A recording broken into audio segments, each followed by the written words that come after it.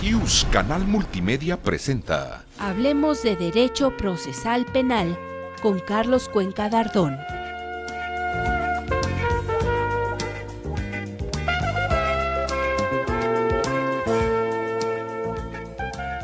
Estamos en nuestro programa del Colegio de Derecho Procesal Penal. Hablemos de Derecho Procesal Penal. Estamos transmitiendo desde Avenida Universidad 2219, tercer piso, desde la División de Educación a Distancia de nuestra Facultad de Derecho, nuestro canal IUS Multimedia. Y recuerden a todas las personas que nos escuchan, nuestro correo electrónico es hablemosdederechoprocesalpenal@gmail.com y nuestro Twitter que es @HDPpenal. Pues miren, el día de hoy estamos tratando de desarrollar un tema muy importante. Porque yo recuerdo que en el sistema pasado, en el mixto, cuando una persona se le acreditaban los dos elementos medulares a que se refiere el artículo 16 constitucional, que es cuerpo del delito y probable responsabilidad, y se iniciaba el proceso, ahora le tocaba al procesado acreditar su inocencia. Y en este nuevo sistema, pues la presunción de inocencia nace desde que nace el sujeto y termina hasta que se dicta una sentencia que causa estado. ¿Es correcto esto, maestro? Así es, doctor Carlos Cuenca. Te comento, en el antiguo sistema, efectivamente, el estándar probatorio para un dictado, por ejemplo, de un auto de formal prisión o de una sentencia era diverso al que tenemos ahora. Yo creo que es una evolución muy buena dentro de nuestro sistema jurídico penal el hecho de que ya se esté dando una plena vigencia a la presunción de inocencia, porque efectivamente en el sistema anterior que todavía tenemos actualmente en el Distrito Federal procesos que se están siguiendo con el sistema anterior, todos eran culpables hasta que demostraran lo contrario. Y el sujeto privado de su libertad que tenía que demostrar inocencia, pues era casi una sentencia anunciada, una sentencia condenatoria anunciada. Incluso el pobre procesado, pues no era una parte igual al Ministerio Público en el proceso, había mucha diferencia. El Ministerio Público venía actuando con fe pública desde antes, tenía prerrogativas diferentes y no era un acusatorio adversarial, es decir, dos partes iguales, sino que el Ministerio Público tenía ciertas prerrogativas que la defensa pues no tenía la capacidad o no tenía los recursos para ejercerla. Así es. Maestro, ¿en qué ley está contemplada básicamente la presunción de inocencia? En primer lugar, a partir de la reforma del 18 de junio de 2008, se contempló dentro de las reformas al artículo 20 constitucional, pues que ya se incluyera la presunción de inocencia de una manera explícita, porque antes del 2008 pues ya había algunas resoluciones, sobre todo a nivel federal, que se sustentaban o se fundamentaban en presunción de inocencia, pero se decía que esa presunción de inocencia se podía interpretar de manera implícita en otros artículos constitucionales, en concreto en el 14, el 16, el 19, el 21, el 102, pero a partir del 2008 ya en nuestra Constitución Política Federal ya se prevé en el apartado B, fracción primera, ya como un derecho fundamental de toda persona imputada de un delito. Esto es muy importante precisarlo a todos nuestros radioescuchas, a nuestros alumnos sobre todo, porque la presunción de inocencia, como dice el maestro Chavarría, es una garantía constitucional y un derecho humano de las personas. Ahora, en este nuevo sistema acusatorio adversarial, la presunción de inocencia lo va a acompañar siempre, hasta que exista una sentencia que lo declare responsable y esta cause estado. Si no es así, siempre será por mandato de la Constitución, como dice el maestro Chavarría, le operará la presunción de inocencia. Maestro Osvaldo, y en este nuevo sistema acusatorio adversarial, ¿quién tiene la carga de la prueba? Bueno, ese es el otro de los cambios trascendentales, precisamente en atención a darle vigencia a este principio de presunción de inocencia, en donde la carga de la prueba ahora se traslada al Ministerio Público. Entonces, esto se llega al extremo de que un sujeto que, además de que se presume inocente desde el momento de la imputación, no puede ser declarado culpable hasta que haya una sentencia firme, pero la carga de la prueba se traslada al Ministerio Público y luego entonces una persona que se considera inocente puede incluso no ofrecer pruebas, y si las pruebas del Ministerio Público no alcanzan para fundamentar una sentencia condenatoria, pues se va libre. Entonces es una modificación muy, muy importante y pues le da más trabajo también pues a los ministerios públicos. Esto es cierto. Hay muchas opiniones en el sentido de que el nuevo sistema acusatorio adversarial no está funcionando porque deja muchas personas en la calle y produce delincuencia. Yo quiero recordarles a todos nuestros radioescuchas que el procedimiento penal, todo procedimiento penal se hace para descubrir la verdad histórica. Y en base a esto, teniendo los elementos suficientes, poder declarar si una persona es responsable o no es responsable del delito que se le ha acusado, imputado primero y luego acusado. Esto es significativo en este nuevo sistema porque de esta manera entonces logramos que la carga de la prueba en este nuevo sistema no exista para la defensa, ni para el imputado, ni para el acusado, sino sea una obligación siempre de la acusación, es decir, del agente del Ministerio Público. Y para que esto funcione tenemos que educar, tenemos que enseñar a los agentes del Ministerio Público para que puedan fundamentar bien su acusación y esto pueda seguir avanzando. Jenny, ¿tenemos preguntas de nuestros alumnos? Sí, claro que sí, doctor. Me gustaría que escucharan ustedes las preguntas que nos va a hacer el favor de pasar el licenciado César Alanís a través del radio. Escuchamos las preguntas de nuestros alumnos de Universidad Abierta.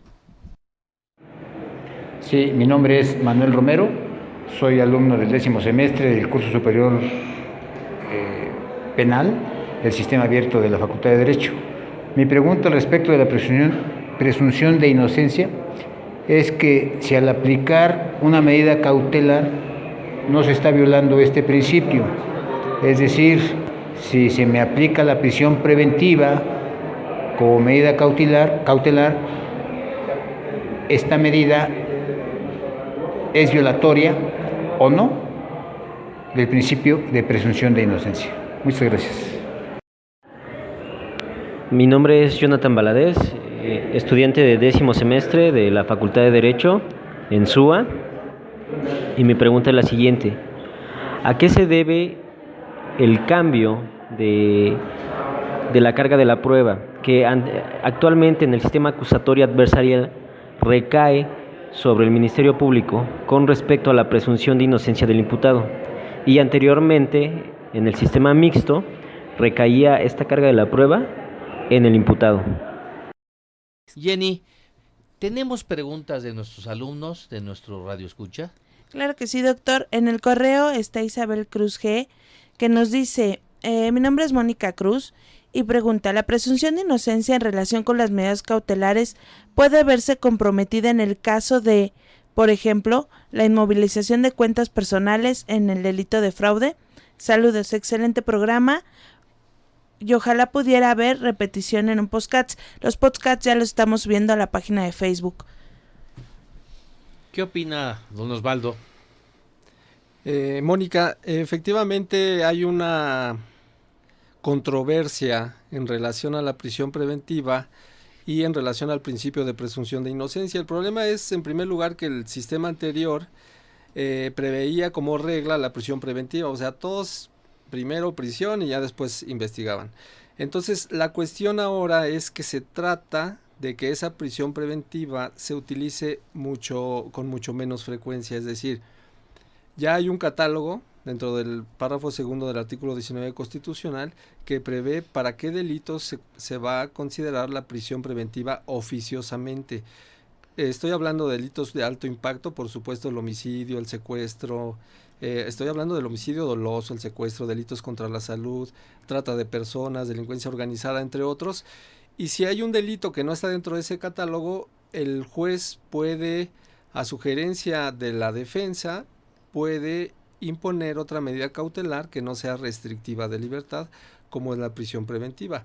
Pero evidentemente si hay un conflicto ahí con la prisión preventiva y el principio de presunción de inocencia. Entonces, ¿cuál es la finalidad de la medida cautelar? Asegurar que el imputado va a asistir todas las veces que sea citado al tribunal y que no se vada de la acción de la justicia. Entonces, evidentemente, para algunos delitos, si tienes, por ejemplo, una audiencia de control de detención con un sujeto que es miembro de delincuencia organizada, pues evidentemente no vas a tener otra opción que una medida cautelar restrictiva de libertad, porque con los medios y con los alcances que tienen estas personas, evidentemente se va a sustraer a la acción de la justicia. Entonces, no significa que haya una excepción ahí al principio de presunción de inocencia, sino que simple y sencillamente, por la misma subsidiariedad, que es un principio que rige actualmente en nuestro nuevo sistema, se debe reservar para los casos más graves a los ataques jurídicos, a los bienes jurídicos más importantes. Esto es muy importante para la persona que nos preguntó este tema. Yo quiero nomás agregar que anteriormente, en el anterior sistema, teníamos una política punitiva, es decir, todos a la cárcel y luego se investigaba. Ahora se ha cambiado esa política punitiva por una política restaurativa, y esa política restaurativa cambió las cosas. Es decir, lo que más importa es restaurar el daño que se ha causado. Y este es el motivo por el cual ahora nuestra ley, la Constitución, prevé ciertos delitos que se llaman de prisión oficiosa. Eso sí, lesionan a la sociedad, son gentes peligrosas, no podemos dejar libres a los torvos asesinos. Lo que sí podemos hacer es buscar una prisión oficiosa. Pero reitero, sobre determinados delitos exclusivamente. Para los demás delitos no es prisión oficiosa, y partimos de ese principio. No lo es, salvo que se acredite ante el juez la peligrosidad de la persona que cometió el hecho delictivo o que se le impute el hecho delictivo. Pero salvo eso no. Y esa es la diferencia, querido maestro Chavarría, porque hay voces de otros maestros que dicen que el sistema acusatorio adversarial ni es acusatorio ni es adversarial, y nos ponen de ejemplo precisamente la prisión preventiva. Si fuera acusatorio adversarial, el acusatorio pues no tiene prisión preventiva, entonces no es acusatorio, dicen esas voces. Y la otra es el arraigo, es decir, la privación de la libertad de la persona, que también solamente se aplica en delitos de delincuencia organizada. Entonces, yo quiero aclarar a esas voces que no porque exista el arraigo y no porque exista la prisión oficiosa para determinados delitos, no es que no tengamos un juicio, un procedimiento acusatorio adversarial. Y no se viola la presunción de inocencia, porque incluso en prisión oficiosa sigue prevaleciendo el principio de presunción de inocencia. ¿Es correcto, maestro? Así es, completamente de acuerdo, doctor. ¿Qué más tenemos, Jenny? Pues en este tenor nos está diciendo José Santiago González que cómo opera, ya que los está escuchando, el principio de presunción de inocencia en flagrancia.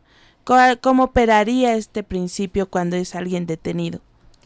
Bueno, hay muchas modificaciones en relación a la flagrancia. Actualmente las distintas corporaciones de policía en nuestro país pues están siendo preparadas precisamente para que sepan cómo actuar. Entonces, desafortunadamente muchas veces se hacen detenciones que no cumplen con los requisitos que marca la ley, y esas personas en su audiencia de control de detención, algunas llegan a salir libres. Entonces, ¿qué nos exige la flagrancia? Que el sujeto sea detenido en el momento de estar cometiendo un delito o inmediatamente después, siempre y cuando la persona que está haciendo la detención no lo haya perdido de vista en esa persecución. Entonces, en general eso es la flagrancia. Y entonces, ¿cuál es la novedad? Precisamente que esa detención va a ser calificada por un juez de control inmediatamente. Entonces el juez de control va a escuchar ambas partes y si la detención no cumple con los requisitos constitucionales y legales para ser considerada en flagrancia, se va en ese momento a decretar la libertad del imputado en plena actuación del principio de presunción de inocencia. Muy bien, es muy claro. Nomás para decirles a nuestros alumnos que la flagrancia es la detención de la persona en el momento mismo de la consumación. Porque a otros hablan de la cuasiflagrancia, que es en el momento inmediato posterior, sin interrupción, a la comisión del delito. En estos casos, cualquier persona, no tiene que ser ni policía, siquiera cualquier persona puede detener a esa persona que cometió el hecho delictivo y ponerlo de inmediato ya, ahorita, en este instante, para ponerlo a disposición de las autoridades competentes, que es el Ministerio Público. Así lo hacen las policías, y detener a una persona cuando está cometiendo un delito no altera, ni flagela, ni viola el presunción de inocencia. ¿Es así, maestro? Por supuesto, así es. ¿Qué más tenemos, Jenny? Bueno, la última pregunta del bloque sería Humberto Castillo, que nos dice qué opina nuestro invitado sobre la figura de presunción de inocencia sea incorporada a procesos administrativos y fiscales como un principio constitucional. Bueno, yo considero que la presunción de inocencia como un derecho fundamental es un derecho que se gestó única y exclusivamente para la materia penal. Tiene ya una historia muy grande. Algunos autores dicen que desde el digesto ya se hablaba de la presunción de inocencia, ya se manejan fechas desde la Declaración de los Derechos del Hombre de 1789, la Declaración Francesa. Es más, el mismo libro de Beccaria ya habla de presunción de inocencia, pero única y exclusivamente cuando hablamos de una protección de bienes jurídicos de máximos. O sea, el derecho penal única y principio de fragmentariedad, única y exclusivamente debe actuar en defensa de los bienes jurídicos más importantes. Y en otras materias yo considero, a reserva de lo que piensen nuestros radioescuchas, que sería incorrecto manejar la presunción de inocencia en otras áreas. Pues sí, tiene razón el maestro Chavarría. El derecho penal es una rama del derecho público interno donde se hizo para proteger los bienes supremos del hombre, la vida, la libertad, a las personas en su patrimonio, el honor, la honra, etcétera. Y en razón de estos bienes jurídicamente protegidos de mayor jerarquía que las otras ramas del derecho no la protegen, entonces es que nace el principio de presunción de inocencia. Y es así como se viene desarrollando, se va creciendo, increyendo este principio de presunción de inocencia, y es que nos lleva a pensar que dentro del derecho penal debe prevalecer esta garantía, este derecho humano y esta situación para proteger a las personas de cualquier acto de autoridad que pueda vulnerar la garantía constitucional de los gobernados. Y maestra Jenny, pues sí, en las demás materias pues es complicado opinarlo, porque pensar en el fiscal y pensar en el civil, donde la relación jurídica es entre dos particulares, en este caso del civil, del laboral, etcétera, pues sí es complicado opinar si debe prevalecer o debe de operar el principio de inocencia.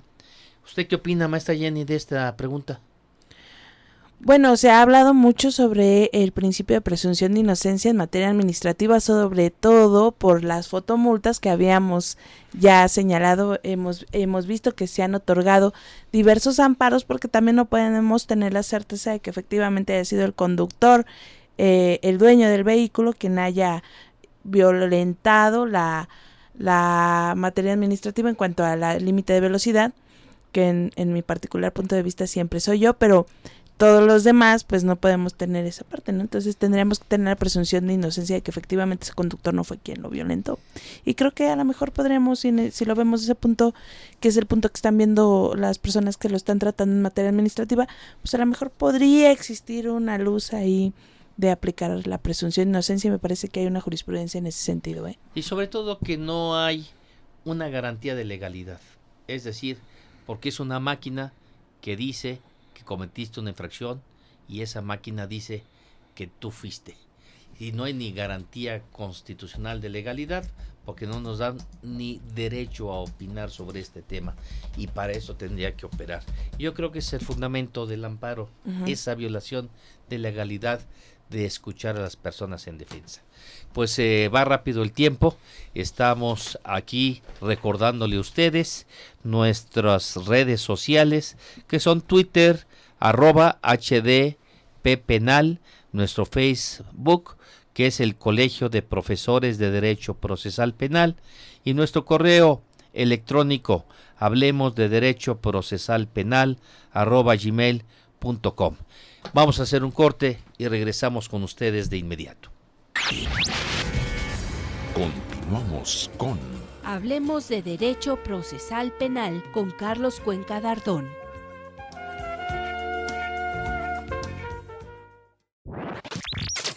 Gracias por escuchar la transmisión Use, Canal Multimedia.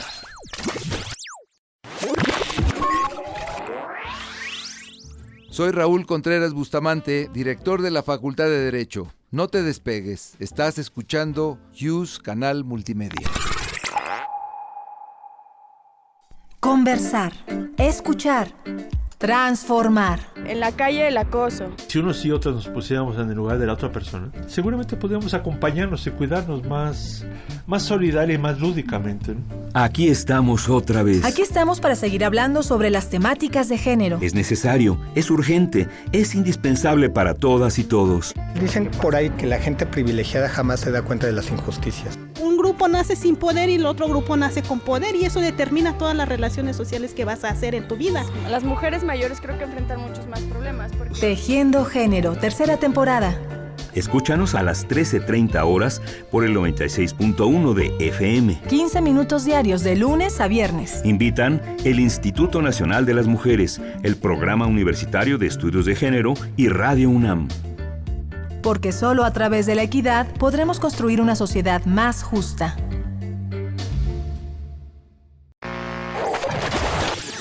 Soy Raúl Contreras Bustamante, director de la Facultad de Derecho, y los invito a escuchar la programación de Use Canal Multimedia de nuestra facultad.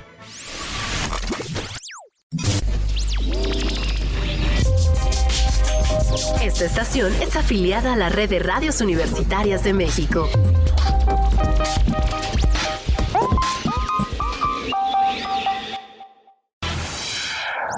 Use Canal Multimedia. Derecho a tus oídos.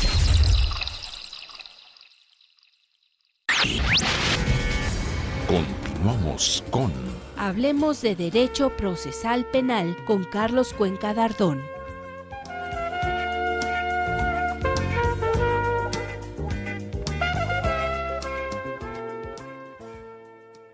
Buenas tardes, mi nombre es María de los Ángeles Montoya Gaitán, alumna del curso superior de posgrado en penal del Sistema de Universidad Abierta. A mí me gustaría preguntarles a los panelistas que nos hacen favor de compartirnos su opinión lo siguiente. ¿Se violenta la garantía de presunción de inocencia cuando el Ministerio Público propone en su escrito de acusación una sanción sin que medie juicio previo? ¿Qué tal? Buenas tardes, soy Enrique Chombo, de 10º semestre del curso superior de posgrado en el área de Derecho Penal. A los participantes en el panel, ¿de qué manera la presunción de inocencia ha impactado el inconsciente del abogado penalista, el Ministerio Público y el juez al ser una opción de nueva creación en este sistema? Pues ya tenemos aquí las preguntas de nuestros alumnos de cursos avanzados. Don Osvaldo, vamos a contestar la primera. ¿Qué opina usted? Sí, doctor, en relación a la primera pregunta, Yo creo que no violenta de ninguna manera el principio de presunción de inocencia. En primer lugar, porque el principio de presunción de inocencia es una categoría procesal. Si bien es cierto, es un derecho fundamental de todo imputado, desde el momento en que hay una denuncia o una querella y hasta el momento que hay una sentencia que en su caso pudiera ser condenatoria.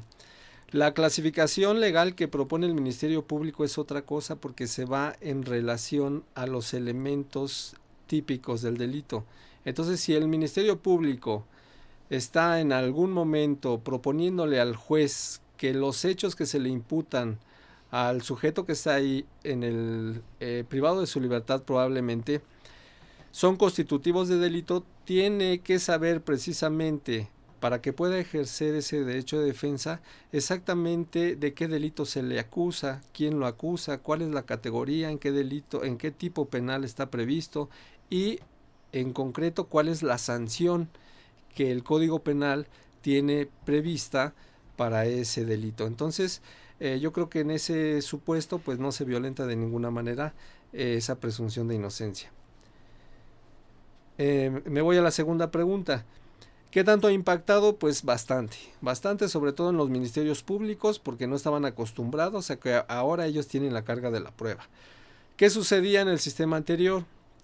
Voy a traer rápidamente al caso, a colación, un caso que tuvimos recientemente de un sujeto que es condenado por feminicidio. El señor se llama Raúl Apolinar López Álvarez. Con su autorización estoy trayendo a la mesa este caso. Él es sentenciado a 45 años de prisión por un feminicidio en donde el Ministerio Público ofrece aproximadamente 78 pruebas. De esas 78 pruebas, únicamente 3 apuntan a manera de indicio acerca de la probable responsabilidad de esta persona y al final injustamente es condenado a 45 años de prisión. ¿Qué hubiera sucedido? Quiero agarrar una bolita de cristal. ¿Y qué hubiera sucedido si este sujeto hubiera sido juzgado con el nuevo sistema de justicia penal? El Ministerio Público tenía que probar, más allá de toda duda razonable, que él era responsable del delito de feminicidio, además de que también el Ministerio Público está obligado a probar el hecho, así como la plena responsabilidad del acusado. Entonces, sí les ha pegado a los ministerios públicos, sí les ha costado bastante trabajo. Hemos tenido juicios en donde la defensa, en estos casos, la defensa oficial el defensor de oficio de los acusados, al momento de ofrecer pruebas dicen: no ofrezco pruebas, no voy a ofrecer ninguna prueba. Y entonces ese es un cambio de paradigma muy fuerte. ¿Y qué pasa después en ese proceso? El defensor, en ese momento que decide no ofrecer pruebas, sabe que el acervo probatorio que tiene el Ministerio Público no le va a alcanzar para justificar una sentencia condenatoria. Muy cierto, maestro Osvaldo. Anteriormente, en el sistema mixto, el tema de la prueba es fundamental para contestar esta pregunta. Antes eran pruebas desde el inicio hasta el final. Ahora empezamos la carpeta de investigación y tenemos que buscar los datos de prueba para poder hacer una formulación de imputación, para vincular a proceso. Se abre la investigación complementaria y dejan de ser datos de prueba, tenemos que buscar los medios de prueba. Una vez depurados estos medios de prueba, se convierten en pruebas. Y esa depuración que se va haciendo en este nuevo sistema nos va dando muchísimo más luz. Es decir, antes era más fácil condenar a alguien, como usted lo dice, que ahora con este nuevo sistema acusatorio adversarial, donde es más enfático para el Ministerio Público, para quien ejerce la función persecutoria por mandato del 21 constitucional, para poder acusar necesita pruebas plenas, suficientes, que rebasen toda duda para poder pensar que el juez tenga elementos para sentenciar en esa forma. Y sí, si hubiéramos ese mismo asunto en en la actualidad veríamos que no son suficientes muchas cosas para poder alcanzar esa penalidad de 45 años. ¿Es así, maestro? Así es, doctor.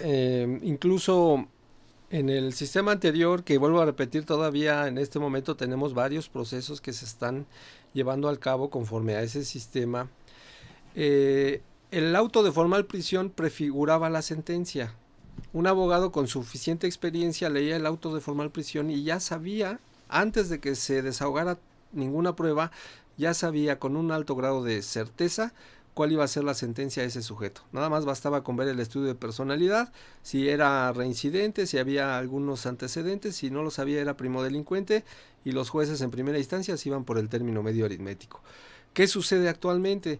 Actualmente, y haciendo también un comentario en relación a lo que comentabas, doctor, que si hay impunidad, que si hay muchas personas que están saliendo libres, que si no está funcionando el nuevo sistema. Yo en realidad invito a las personas que han criticado tan fuertemente el nuevo sistema de justicia que se den una vuelta por los tribunales. Que se den una vuelta por los tribunales, porque la realidad que se ve en los juzgados es otra completamente distinta. Es un sistema que en la Ciudad de México no tiene ni un año de implementación. ¿Cuántas audiencias de juicio oral hemos tenido? Han sido contadas las que hemos tenido, y siento que es demasiado prematuro criticar a un nuevo sistema diciendo que no funciona, que crea impunidad, etcétera, cuando la realidad es que no le hemos dado la oportunidad de probar que es un sistema que tiene muchas ventajas, muchas cualidades. Y también es cierto que necesita uno prepararse mucho mejor, ya no se vale improvisar, ya no hay lugar a los coyotes que en el sistema anterior pues hacían su aparición y engañaban a la gente. En la actualidad, la persona que contrata a un abogado particular, un abogado privado, puede estar presente en las audiencias y ver el desempeño que está teniendo su abogado, el desempeño que está teniendo el Ministerio Público en atención a ese principio de contradicción, y yo siento que es excelente, y la verdad es que no extraño nada el sistema anterior. Y yo coincido con usted, maestro Chavarría. Yo creo que este nuevo sistema acusatorio adversarial, con las figuras nuevas que operan para la víctima, ahora tiene un asesor jurídico, alguien que aparte del Ministerio Público, es un asesor jurídico que la orienta, le dice, le aconseja, opina, habla en la audiencia, no se queda callado, es decir, tiene quien la respalde, además del Ministerio Público. Antes no lo tenía. Y ahora también es cierto que el acusado tiene un defensor que tiene que ser técnico, conocer el derecho, saber hablar, saber hilar las ideas y sobre todo tener una teoría del caso, que no es otra cosa más que la estrategia que se lleva a cabo para acreditar lo que uno quiere hacer, y eso es lo que obliga a las personas a perfeccionarnos en nuestra profesión, cosa que antes no se hacía. No se hacían presentes los agentes del Ministerio Público, no hablaban, no decían, pero querían ordenar. Y ahora somos iguales, somos partes procesales iguales en este nuevo sistema, y eso le da una garantía de legalidad, de credibilidad y sobre todo de justicia. ¿Tú qué opinas, Jenny? Bueno, en relación a la presunción de inocencia y con la práctica que tenemos, tanto el maestro Osvaldo Chavarría, la suscrita y usted como abogados litigantes, considero que el sistema acusatorio es una belleza de sistema, es un sistema perfecto. Y escuchaba yo en la mañana otro programa de radio y considero que tenían razón en lo siguiente: ningún sistema procesal va a funcionar si no hay políticas públicas que alejen a los delincuentes de las calles y generen trabajo y mejor educación. Por ello, también considero que en la práctica real el principio de presunción de inocencia tiene 3 formas de su aplicación. La primera sería en cuanto es detenida una persona, que nunca se le va a poder señalar como delincuente ni tratar como tal. La segunda sería la pública, es decir, no pueden menoscabar a una persona públicamente ante radio, Facebook, Twitter y decir que es un delincuente, porque eso estaría violentando la presunción de inocencia. Y el tercero sería la aplicación. Gisette Soria nos dice cómo se aplica el principio de presunción de inocencia y cómo ha afectado al Ministerio Público. Pues sobre todo en la cuestión probatoria. ¿Por qué? Porque como bien lo señalaba el maestro Chavarría, nos dice, el Ministerio Público tiene la carga de la prueba y al tener la carga de la prueba está con ello garantizando la presunción de inocencia del imputado, acusado, en su caso procesado, ¿no? Entonces, también es muy cierto que la presunción de inocencia no solamente garantiza el derecho humano del imputado, sino también de la víctima. ¿Por qué? Porque el Ministerio Público, al ser un órgano imparcial, tendrá que velar por esa aplicación justa de la presunción de inocencia para el imputado y de la integración de una carpeta de investigación para ver si hay una verdad histórica en los hechos. Entonces, eso es lo que yo diría, para mí es muy bueno el sistema.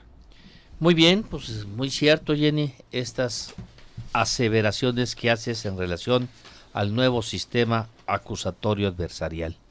Maestro Chavarría, ¿qué opina usted? Porque esta pregunta nos las hacen generalmente nuestros alumnos. ¿Qué se puede hacer cuando no se respeta esta presunción de inocencia? Bien, doctor, aquí habría que ver el caso particular. Como es la violación a un derecho fundamental, pues el mismo sistema prevé algunos recursos.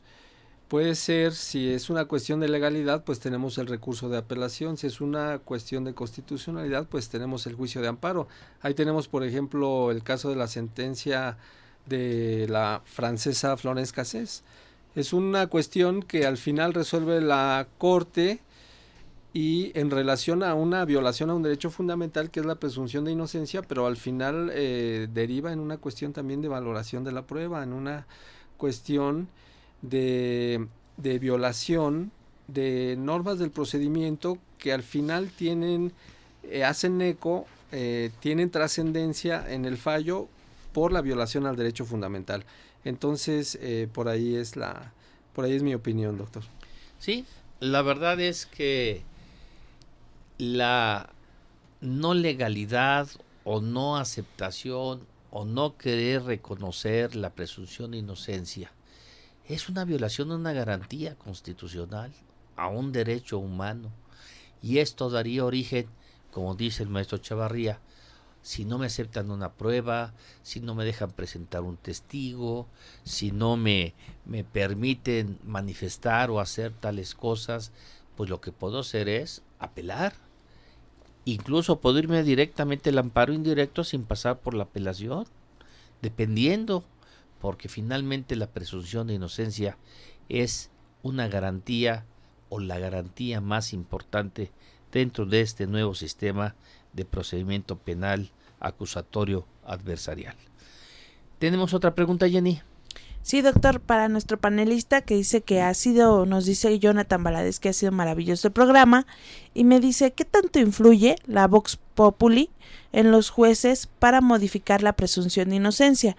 Esto en atención a que, por ejemplo, nuestro jefe de gobierno, cuando era procurador, dijo que era una maravilla y ahora ya no lo es.